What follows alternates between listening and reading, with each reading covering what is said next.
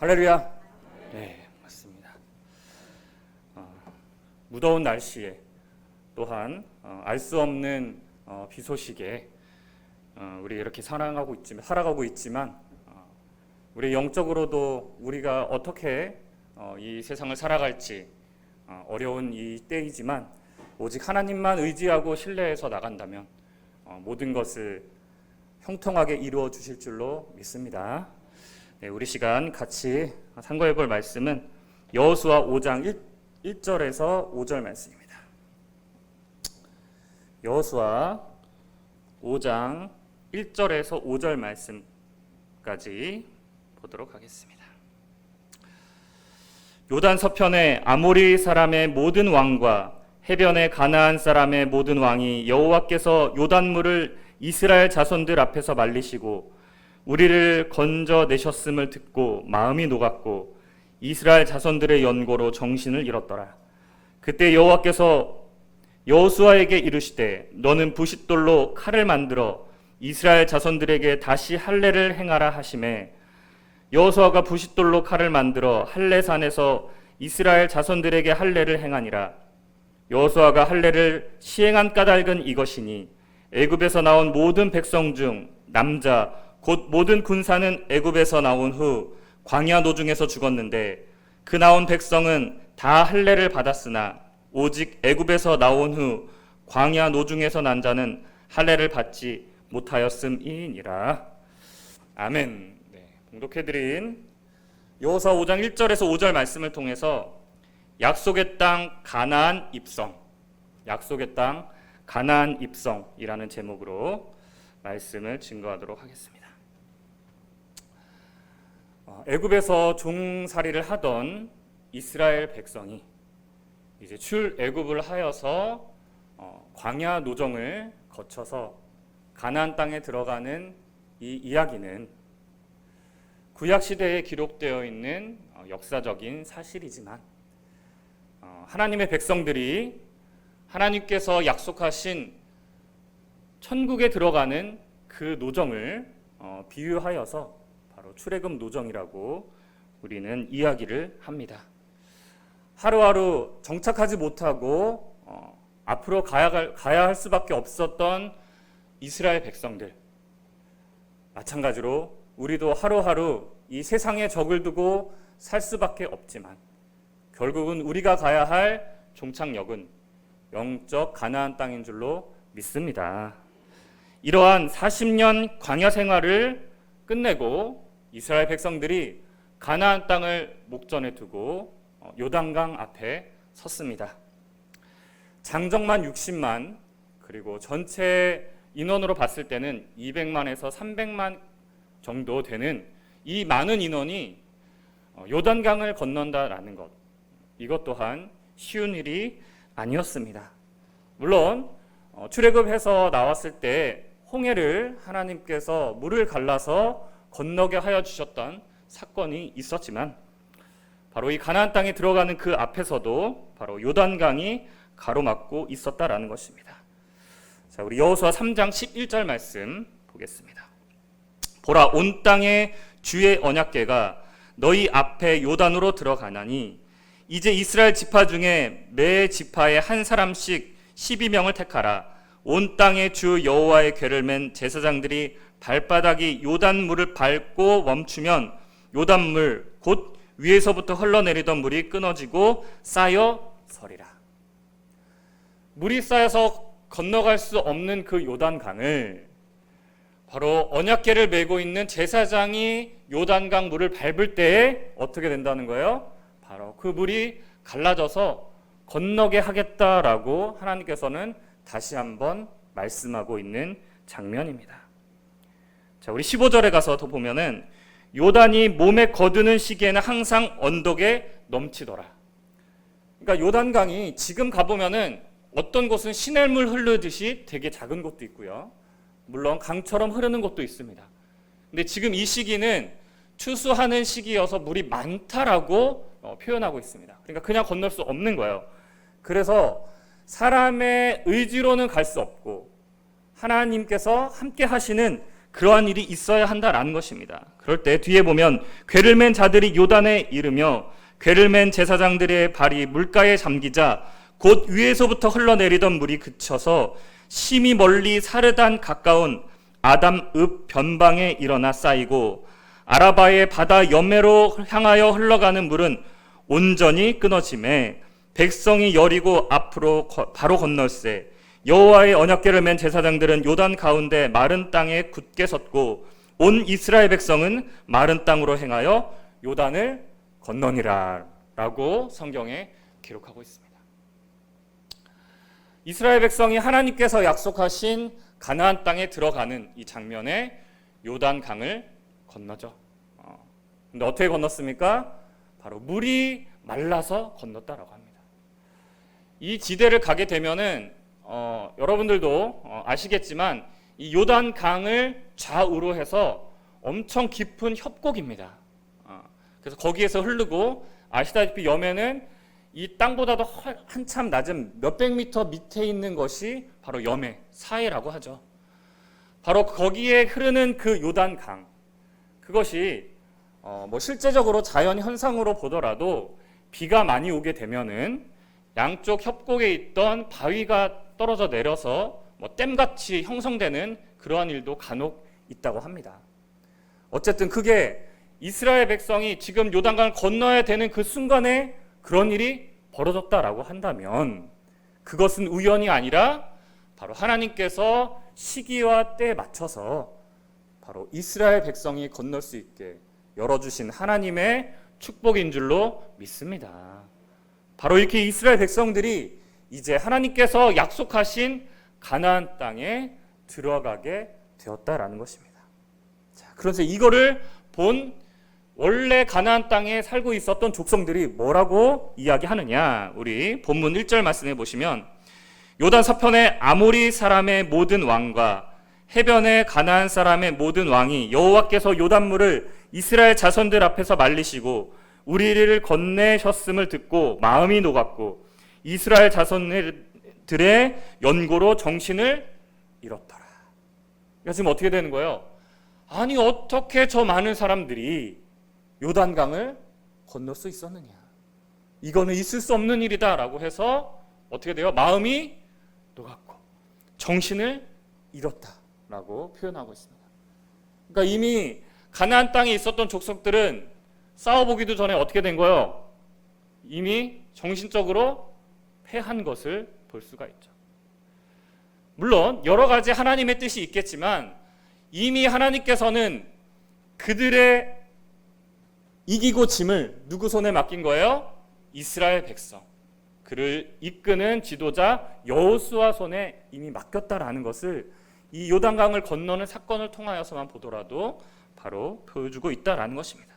자, 그런데 이렇게 강을 건넌 이스라엘 백성에게 하나님께서 요구하는 장면이 나오고 있습니다. 뭐를 하라고 하시냐면 본문 2절 말씀해 보시면 그때 여호와께서 여호수아에게 이르시되 너는 부싯돌로 칼을 만들어 이스라엘 자손들에게 다시 할례를 행하라 하시매 여호수아가 부싯돌로 칼을 만들어 할례산에서 이스라엘 백성들에게 할례를 행하이라 그랬어요. 하나님께서는 뭐를 행하라 그랬어요? 할례를 행하라. 자, 할례라는 것은 뭐죠? 바로 남자의 성기에 표피를 자르는 것이 바로 할례라는 거예요. 자, 그런데 지금 하나님께서는 뭐라고 하냐면은 이스라엘 자손들에게 다시 할례를 행하라 라고 말하고 있어요. 다시 행하라 라는 것은 뭐예요? 그 전에 행한 적이 있었다라는 것이죠. 자, 이 할례를 언제 행했었냐면은 이스라엘 백성들이 애굽에서 출발하기 직전에 유월절이 있었죠. 유월절에 무교병과 볶음 음식을 먹고 이러한 일이 있었단 말이에요. 그 유월절을 지키기 전에 이스라엘 온 백성들이 다 할례를 행했다라고 하는 겁니다. 자, 그럼 할례라는 것은 뭐죠? 단순히 그냥 그걸 자르는 게 의미가 있나요? 그것은 큰 의미가 없습니다. 자, 우리 창세기 17장 10절 말씀해 보시면 너희 중 남자는 다 할례를 받으라. 이것이 나와 너희와 너희 후손 사이에 지킬 내 언약이라 라고 말합니다. 아브라함에게 하나님께서 나타나셔서 할례를 행하라. 근데 그것을 자르는 것이 의미 있는 것이 아니라 뭐라는 거예요? 그게 너와 나 사이에 또한 너희 자손 사이에 지킬 내 언약이다. 약속이다 라고 말씀하고 있는 것입니다. 11절 말씀해 보시면 너희는 양피를 베어라. 이것이 너와 나와 너희 사이의 언약의 표징이니라. 너와 나의 사이에 약속을 했는데 그것의 표징이라는 거예요. 표시, 상징, 이것을 바로 너희의 그 표피를 자른 것으로 상징을 삼겠다라는 것입니다. 결국 중요한 것은 뭐예요? 그것을 자른 것이 의미가 아니라 하나님과 우리 사이에 약속을, 언약을 맺었다라는 것이 중요한 것 아니겠습니까? 그러니까 지금 이스라엘 백성이 출애굽할 때 모든 남자들이 다 할례를 행했다는 것은 하나님과 뭘 했다는 거예요? 언약을 맺었다라는 거예요. 어떤 언약? 애굽에서 나와서 약속의 땅으로 들어가게 하겠다라는 그 약속을 하나님께서는 해 주신 것이다라는 거예요. 그런데 이스라엘 백성이 출애굽할 때의 그 장정 60만이 가나안 땅에 들어갔나요? 아무도 들어가지 못했습니다. 여호수아와 갈렙 빼놓고는 다 광야에서 죽었다라는 것입니다. 그래서 하나님께서는 다시 할례를 행하겠다라는 겁니다. 다시 뭘 하겠다는 거예요? 약속을 하겠다라고 말하는 것입니다. 그럼 왜 그 전에 했던 약속은 지키지 아니하시고 왜 다시 약속을 하겠다라고 하십니까? 하나님께서는 이스라엘 백성에게 나 약속의 땅 가나안 땅에 가겠다고 하셨지만 이스라엘 백성이 어떻게 했습니까? 하나님의 말을 순종하지 않고 애굽에서 섬기던 우상신을 섬기는 일을 광야에서 계속적으로 행했습니다. 하나님이 이스라엘 백성과 맺은 약속이 있다 한다면은 하나님께서는 지키려고 했습니다. 하지만 이스라엘 백성들이 따르지 않았다는 것입니다. 그래서 하나님께서는 광야에서 그들이 죽기까지의 40년을 기다리시고 바로 그들이 다 죽은 후에 그 후손들이 가나안 땅에 들어가게 하였다라는 것입니다. 그래서 그 자녀들이 바로 다시 요단강을 건너서 약속의 땅 앞에서 다시 하나님과 언약을 맺는 그러한 장면이 바로 이곳에서 나타나고 있다는 것입니다. 그것을 어디서 행했느냐? 길갈이라는 곳에서 행했다라고 추정하고 있습니다. 길갈은 여리고성 동편에서 약 한 2km에서 3km 정도 떨어진 지점에 위치해 있고요. 지금도 종교, 군사, 경제적인 요충지로서 그런 역할을 하는 곳입니다. 그래서 그곳에 가면은 지금도 부싯돌과 같은 그런 돌을 쉽게 찾을 수 있다라고 합니다. 바로 그곳에서 바로 이스라엘 백성들이 할례를 행하였다라고 말하고 있습니다. 자, 그러면 하나님과 약속의 표징인 이 할례, 자, 이것이 이 시대에도 과연 그런 의미를 지니고 있는 것이냐? 자, 이 당시에는 사람으로 취급하는 것이 누구만이었어요? 죄송하지만 남자였어요. 그리고 실제적으로 숫자를 세는 것은 장정, 실질적으로 싸움에 나갈 수 있는 또한 뭔가 일을 할 수 있는 사람들만 계수를 했었어요. 그럼 이 시대에도 그런 사람들만 계수할까요? 그런 사람들만 구원받을 수 있습니까? 하나님과 언약을 맺을 수 있습니까? 바로 그것이 아니죠. 실제적인 육체의 할례를 말하고 있는 것이 아니다라는 것입니다. 자, 그러면 마지막 하나님께서 약속하신 영적 가나안 땅을 가는 이 시대에 신앙인에게 요구하는 할례는 무엇이냐라는 것입니다. 자, 우리 로마서 2장 28절 말씀 가서 보겠습니다. 대접 표면적 유대인이 아니요 표면적 육신의 할례가 아니라 오직 이면적 유대인이며 할례는 마음에 할지니. 아멘. 자, 이 할례를 행하는 것은 유대인에게만 행했습니다. 물론 하나님의 백성이 되겠다라고 하는 이방인들도 간혹 행한 적도 있습니다만 하나님의 백성인 유대인에게 했었던 그런 것 또한 육신의 할례를 행했던 것 그것이 성경에는 뭐래요? 그것이 아니다라고 말합니다. 그러면서 뭐래요? 이면적 유대인 실질적으로 저 중동에 있는 이스라엘 백성을 말하는 것이 아니라 바로 참된 하나님의 백성이 받을 것이 할례다라고 합니다. 그리고 실제적인 육체의 남자만 행하는 그 할례가 아니라 뭐라는 거예요? 할례는 어디에 할지니? 마음에 할지니라고 했습니다. 바로 마음의 할례를 하는 것이 진정한 마지막 시대의 신앙인에게 해야 될 일인 줄로 믿습니다. 그러면서 뭐라고 해요? 신령에 있고 의문에 있지 아니한 것이라 라고 말하고 있습니다. 자, 의문이라는 것은 무엇이죠?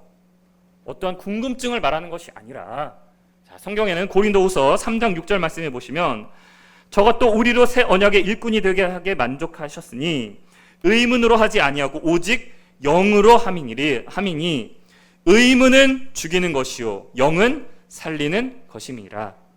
자, 그래서 이 의문에 대해서 7절에 가서 설명하고 있어요. 7절에 돌에 써서 새긴 죽게 하는 의문의 직분도 영광이 있어 이스라엘 자손들이 모세의 얼굴에 없어질 영광을 인하여 그 얼굴을 주목하지 못하였거든. 자, 돌에 써서 죽게 하는 의문의 직분을 모세가 받았대요. 모세가 시내산에서 받은 게 뭐죠? 십계명 율법인 줄로 믿습니다. 바로 이 십계명 율법으로부터 나온 것이 바로 할례다라는 것이에요. 물론 이 율법을 받기 전부터 행해였지만 그 할례가 상징하는 것은 뭐였다는 거예요? 율법이었다라는 것입니다. 율법에 남자아이가 태어나면 8일 후에 할례를 행하라 라는 그러한 법이 있었다는 것입니다. 하지만 그 율법으로 의문으로 하는 것이 아니라 뭐로 하는 거예요? 신령으로 영으로 하는 것, 바로 진정한 하나님의 말씀으로서 마음의 할례를 받는 것을 하나님께서 말씀하고 있는 줄로 믿습니다. 그러므로 이 시대에는 실제적인 육체의 할례가 아니라 진정 하나님의 말씀으로서 새롭게 거듭나는 과정을 바로 할례로 비유하고 있고, 그러한 할례를 받은 자만이 진정 하나님께서 약속하신 가나안 땅에 들어갈 수 있다는 것을 여러분들 깨달으시기를 원합니다. 이러한 할례를 행해야 되는 것이지 우리가 어떠한 육체적인 것을 말하는 것이 아니다라고 한다면, 진정 여러분 마음의 할례를 받았다면 여러분들 어떻게 행해야겠습니까? 이스라엘 백성들이 하나님과 언약을 맺었던 그 할례를 저버리고 세상 것, 우상 것을 섬겼을 때는 어떻게 됐습니까? 다 광야에서 죽었다라는 것입니다. 여러분들이 할례를 받았다고 진정 마음에 하나님의 말씀을 간직하였다라고 하지만 세상 것에 눈을 돌리고 세상 것을 나의 신이라고 받아들인다면 결국 어떻게 되겠습니까? 영적 광야, 세상에서 죽을 수밖에 없다라는 것, 여러분들 꼭 마음에 새기시기를 원합니다. 그래서 온전히 가나안 땅에 들어가는 참된 마음의 할례를 하는 자가 되기를 원합니다. 자, 우리 여호수아 5장 10절 말씀에 가면, 여호수아 5장 10절, 이스라엘 자손들이 길갈에 진쳤고 그달 14일 저녁에는 여리고 평지에서 유월절을 지켰고 유월절 이튿날에 그 땅 소산을 먹되 그날에 무교병과 볶은 곡식을 먹었더니 그 땅 소산을 먹은 다음 날에 만나가 그쳤으니 이스라엘 사람들이 다시는 만나를 얻지 못하였고 그 해에 가나안 땅의 열매를 먹었더라. 자, 지금 할례를 행한 후에 뭐를 했다는 거예요? 유월절을 행했다라는 거예요. 이스라엘 백성들이 출애굽할 때에도 할례를 행하고 유월절을 행한 후에 가나안 땅으로 가지 않았습니까? 근데 가나안 땅에 도착해서도 할례를 행한 후에 뭘 했어요? 유월절을 행하였다라는 것입니다. 근데 그때 뭐를 먹었어요? 무교병과 볶은 곡식을 먹었다라는 것입니다. 광야 생활에서는 뭐를 먹었습니까? 하늘에서 내리는 만나와 메추라기를 먹었는데 진정 하나님이 약속하신 땅에 들어가서는 뭐를 먹었다는 거예요? 무교병과 볶은 곡식을 먹었다는 것입니다. 그럼 무교병이라는 것은 뭐죠? 아무것도 섞이지 않은 그냥 그 빵, 떡을 의미합니다. 바로 이 무교병 속에 누룩을 넣어야지만 빵이 부풀어서 딱딱하지 아니한 아주 부드러운 빵을 먹을 수가 있는데, 바로 이렇게 딱딱한 음식과 볶은 곡식을 하나님께서는 가나안 땅에 들어가서는 먹으라라고 말하고 있는 것입니다. 자, 그러면 이 무교병에 들어가지 않는 이 누룩, 과연 이것은 이 시대에는 무엇을 말하고 있느냐? 바로 예수님의 말씀으로 한번 확인해 보도록 하겠습니다. 자, 마태복음 16장 6절 말씀입니다. 예수께서 이르시되 삼가 바리새인과 사두개인들의 누룩을 주의하라 하신대 제자들이 서로 의논하여 가로되 우리가 떡을 가져오지 아니하였도다 하거늘 예수께서 하시고 가라사대 믿음이 적은 자들아 어찌 떡이 없음으로 서로 의논하느냐 너희가 아직도 깨닫지 못하느냐 떡 5개로 5,000명을 먹이고 주운 것이 몇 바구니며 떡 7개로 4,000명을 먹이고 주운 것이 몇 광줄이던 것을 기억하지 못하였느냐라고 말합니다. 그러니까 예수님께서 그 당시에 사두개인과 바리새인들의 누룩을 주의하라라고 하니까 제자들은 어떻게 받아들인 거예요? 누룩은 빵에 넣는 거니까 누가 빵을 가져왔나? 사두개인과 그 바리새인들의 빵을 먹지 말라는 건가? 지금 이렇게 받아들이는 거예요. 실상의 누룩, 빵으로 이해하고 있다는 것입니다. 그래서 예수님께서 뭐래요? 질책하고 있는 겁니다. 그런 실상의 빵, 누룩을 말하는 것이 아니다라고 하시는 거죠. 그래서 11절에 어찌 내가 말한 것이 떡의 관함이 아닌 줄을 깨닫지 못하느냐 오직 바리새인과 사두개인들의 누룩을 주의하라 하시니 그제야 제자들의 떡의 누룩이 아니요 사두개인과 바리새인들의 교훈을 삼가라고 말씀하신 줄을 깨달으리라. 아멘. 그러니까 결국 무교병을 먹는다는 것은 뭐라는 거예요? 비진리의 말씀을 섞어서 먹지 말라라고 바로 예수님께서 말씀하신 것입니다. 그러니까 이스라엘 백성들이 출애굽할 때의 유월절에 먹던 무교병, 그것은 뭐를 제하라는 거예요? 그동안 애굽에 있었던 그들이 섬기던 우상, 그들이 알고 있었던 신앙의 모든 것들을 잘라내고 섞지 말고 오직 하나님의 진리의 말씀만을 듣고 따라오라는 말씀인 줄로 믿습니다. 그럼 이 시대에도 마찬가지입니다. 우리가 알고 있는 지식, 우리가 알고 있는 그 지혜를 하나님 말씀과 섞지 말아야 합니다. 내가 그동안 알고 있었던 신앙의 근간이 되었던 그 말씀을 섞지 말라라는 것입니다. 그렇게 했을 때는 진정 가나안 땅에 들어갈 수 없다라는 것을 바로 우리가 알 수 있다라는 것입니다. 자, 그럼 이 무교병이라고 하는 것, 자, 이것은 사람을 상징하고 있다라는 것입니다. 자, 우리 사사기 7장 13절 말씀 가서 볼까요? 기드온이 그곳에 이른즉 어떤 사람이 그 동무에게 꿈을 말하여 이르기를 내가 한 꿈을 꾸었는데 꿈에 보리떡 한 덩이가 미디안 진으로 굴러 들어와서 한 장막에 이르러 그것을 쳐서 무너뜨려 엎드려뜨리니 곧 쓰러지더라. 자, 이건 어떠한 장면이냐면은 미디안 군대가 지금 이스라엘에 있는 곳으로 쳐들어오려고 이제 진을 치고 있는 장면이에요. 그래서 하나님께서 기드온을 세워서 그들을 먼저 치라고 하십니다. 하지만 기드온은 굉장히 겁이 많았어요. 그래서 그것을 항해하지 못했을 때 하나님께서 미디안 진으로 가서 한번 봐라, 들어봐라 라고 해서 몰래 들어가서 미디안 군사가 하는 이야기를 지금 듣는 장면이에요. 근데 거기서 뭐가 나옵니까? 바로 보리떡 한 덩이가 진으로 굴러 들어와서 모든 군대를 다 멸망시키는 장면이에요.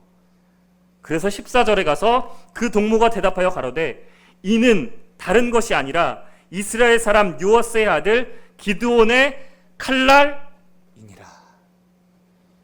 자, 이 보리떡이 그러면은 들어와서 진짜 보리떡이 사람들을 친 것이 아니라 뭐라는 거예요? 기드온이 들어와서 기드온의 칼날이 들어와서 우리를 다 어떻게 했다는 거예요? 멸망시키는 것을 비유적으로 꿈으로 봤다라는 것입니다. 그럼 보리떡은 누구라는 거예요? 실제 떡이 아니라 기드온이었다라는 것입니다. 즉, 이 시대에 우리가 딱딱한 떡을 먹는 것이 아니라 무교병의 말씀, 바로 무교병을 줄 수 있는 진정 이 시대의 사명자를 가리키고 있다는 것을 여러분들 깨달으시기를 원합니다. 아무것도 섞이지 않은 오직 하나님의 진리의 말씀을 전해주는 그 사명자의 말씀을 들었을 때 우리가 무교병을 먹는 것이다라는 것입니다. 또한 뭐를 먹었습니까? 볶은 곡식. 자, 볶기 위해서는 뭐 해 볶아야 됩니까? 불에 볶아야 되지 않습니까? 자, 곡식을 먹는데 여러분들 쌀을 그냥 생쌀을 먹었대요. 맛있습니까? 아니죠. 그것을 볶고 어떠한 조리를 행했을 때 우리가 쉽게 먹고 소화할 수 있는 것처럼 바로 이 볶은 곡식이 의미하는 것은 진정 하나님의 성령으로 볶아서 우리가 잘 소화할 수 있는 말씀으로 우리가 받았을 때에만이 진정 우리에게 약이 되고 우리에게 힘이 되는 말씀이다라는 것으로 여러분들 깨달으시기를 원합니다. 바로 마지막 우리에게 필요한 것은 누룩이 섞이지 아니한 진정 무교병의 말씀, 볶은 곡식의 말씀을 들었을 때에만이 우리에게 진정 영적 가나안 땅이 허락되어 있다라는 것을 깨달으시기를 원합니다. 자, 그다음 후에 이제 여호수아가 여리고성을 치기 직전에 그가 하나님의 군대 장관을 만나는 장면이 있습니다. 자, 우리 그 장면을 잠깐 볼까요? 여호수아 5장 15절 말씀에 여호와의 군대 장관이 여호수아에게 이르되 내 발에서 신을 벗으라 내가 선 곳은 거룩하니라. 여호수아가 그대로 행하니라. 이스라엘 백성이 할례를 행하고 또한 유월절 때 무교병과 볶은 곡식을 먹은 후에 이제 어떻게 보면 가나안 땅의 첫 관문인 여리고성을 치기 직전입니다. 자, 그때 여호수아에게 하나님의 군대 장관이 나타나서 뭐라고 얘기합니까? 내 신을 벗으라 라고 얘기합니다. 자, 신을 벗는다라는 것. 자, 그것이 무엇을 의미할까요? 자, 여호수아에게 신을 벗으라라고 하는 이 장면 전에 40년 전에도 하나님께서는 모세에게 나타나서 네 신을 벗으라라고 얘기했었습니다. 자, 왜 신을 벗으라고 얘기했을까요? 자, 신이라는 것은 뭐죠? 우리가 어디에 가기 위해서는 신발이 필요하지 않습니까? 하나님을 모세가 만나기 전까지 그의 삶은 어땠습니까? 하나님과 전혀 상관없는 삶, 하나님과 반대되는 삶, 하나님과 전혀 그의 말씀에 순종하지 않는 삶이었습니다. 그 삶의 행함을 어떻게 하라는 거예요? 벗으라라고 말하는 겁니다. 여호수아가 광야 동안에 신었던 40년 동안의 신발, 물론 닳지 않았지만 영적으로 봤을 때는 어떻게 합니까? 낡고 더러워진 신발이었다라는 것입니다. 그거를 이제 가나안 땅에 들어와서는 벗으라. 새로운 신발을 주시겠다라고 말씀하는 것입니다. 새로운 삶으로, 새로운 사람으로 너희가 거듭나라라고 하는 말씀으로 여러분들 깨달으시기를 원합니다. 자, 에베소서 4장 22절 말씀 가서 볼까요? 너희는 유혹의 욕심을 따라 썩어져가는 구습을 쫓는 옛 사람을 벗어버리고 오직 심령으로 새롭게 되어 하나님을 따라 의와 진리의 거룩함으로 지으심을 받은 뭐래요? 새 사람을 입으라. 우리가 하나님의 약속하신 가나안 땅에 들어간다면 지금의 여러분들의 모습으로 갈 수 있습니까? 그렇지 않습니다. 신이라는 것은 상징적인 우리의 옛 사람을 상징하고 있는 것입니다. 그것을 벗어버리고 새 사람으로 여러분들이 거듭날 때만이 영적 가나안 땅에 들어갈 수 있는 것이지 지금의 여러분들이 가지고 있는 그것을 가지고 가려고 한다면 못 들어간다는 것입니다. 여러분들이 가지고 있는 아집, 교만, 지식 모든 것들을 다 내어놓을 때에만이 여러분들이 가나안 땅에 입성할 수 있다는 것을 여러분들 깨달으시기를 원합니다. 약속의 땅 가나안 땅에 입성하여서 그들이 행한 것 할례, 무교병과 볶은 곡식을 먹고 신을 벗고 나서 그들이 가장 먼저 친 곳이 어디입니까? 여리고 성이었습니다. 우리가 하나님의 약속의 땅에 들어가는 그 여리고 성을 무너뜨리는 것, 그것은 무엇이죠? 바로 계시록 18장 2절에 나오는 바로 큰 성 바벨론을 비유하고 있다는 것입니다. 바로 바벨론 성이 무너졌을 때 바로 하나님의 나라에 들어가는 것을 바로 성경에는 비유하고 있다는 것입니다. 사랑하는 성도 여러분들, 바로 여러분들이 이곳에 있는 것은 단순히 지금 사는 삶이 잘 살고 행복하기 위해서 여러분들 신앙생활합니까? 그렇지 않지 않습니까? 바로 진정 하나님의 백성이라고 한다면은 하나님의 진정한 말씀을 따라서 하나님을 신뢰함으로써 여러분들 마음의 할례를 통하여서 진리의 말씀으로 채우고 또한 아무것도 섞이지 아니하는 누룩이 섞이지 아니하는 무교병과 볶은 곡식의 말씀으로 여러분들 새 사람으로 거듭남으로써 하나님께서 우리에게 약속하신 영적 가나안 땅에 들어가는 축복이 저와 여러분들에게 있기를 진심으로 축원합니다. 네, 감사합니다. 이것으로써 말씀을 마치겠습니다. 고맙습니다.